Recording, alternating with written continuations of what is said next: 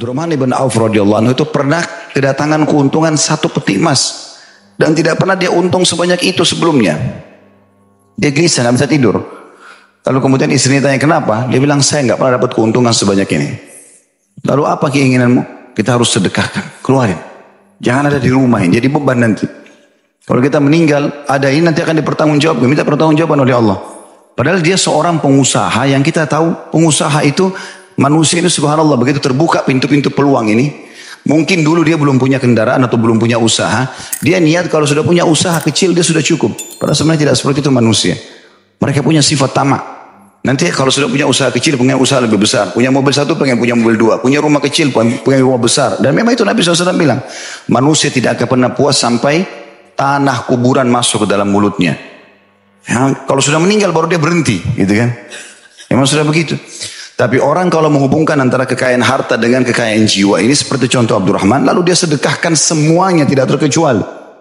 Setelah sedekah habis semalam suntuk begadang sama istrinya, dia mengatakan alhamdulillah, saya sekarang tidak ada beban, gitu kan? Ternyata besok karena dia sedekah itu dapat 2 peti. Ya.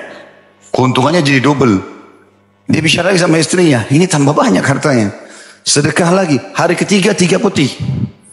Terus saja selama dia sedekah, datang terus keuntungan berlipat-lipat ganda. Kalau masih ingat pernah saya ceritakan kisah dia, mau habisin hartanya. Takut hisabnya berat hari kiamat karena terlalu banyak. Dia udah gak bisa hitung lagi hartanya radhiyallahu anhu. Sampai kata Nabi SAW, kalau Abdurrahman genggam tanah, lalu dia jual laku. Karena cerdasnya dalam berdagang gitu. Dia genggam tanah, dia bisa jual tanah itu. Gitu kan? Maka yang terjadi Abdurrahman takut ada hisab hari kiamat. Dia mau habisin hartanya. Tapi dia mau hubungkan antara mengeluarkan harta itu dengan membantu orang supaya tidak sia-sia. Bukan hanya sekedar buang begitu saja. Kayak orang misalnya bakar uangnya atau pakai foya-foya pada hal yang haram. Enggak. Dia cari siapa orang muslim di Madinah yang hasil panen kurmanya jelek. Cari keliling dapat satu kebun kurma besar. Semua hasil satu kebun jelek. Dibeli sama dia. Mau jual berapa? Orang itu cuma iseng sebut harga dibayar sama Abdurrahman. Tujuannya hanya habisin uang. Sekaligus bantu. Udah dikumpulin semua kurma-kurma jelek itu ya. Dan dia buat iklan. Siapa yang mau silakan ambil gratis. Orang yang punya kebun sudah untung. Sekarang kurma ditumpuk sama dia. Jadi hartanya sekarang berubah jadi kurma. Siapa yang mau ambil gratis silakan. Selain bantu itu juga bantu orang yang butuh ini. Rupanya karena kurmanya kurang bagus. Orang gak ada yang mau ambil. Walaupun dia mau sedekahkan. Abdurrahman tenang saja karena dia sudah selesaikan hartanya. Rupanya di Yaman tersebar penyakit. Dengan hikmah Allah SWT. Dan penyakit itu hanya bisa diobati dengan kurma jelek. Sampai utusan orang Yaman datang ke Madinah. Siapa yang pernah punya kurma seperti ini? Jelek gitu. Nggak jadi kurmanya. Ada yang rusak-rusak, kering-kering. Mereka taunya Abdurrahman.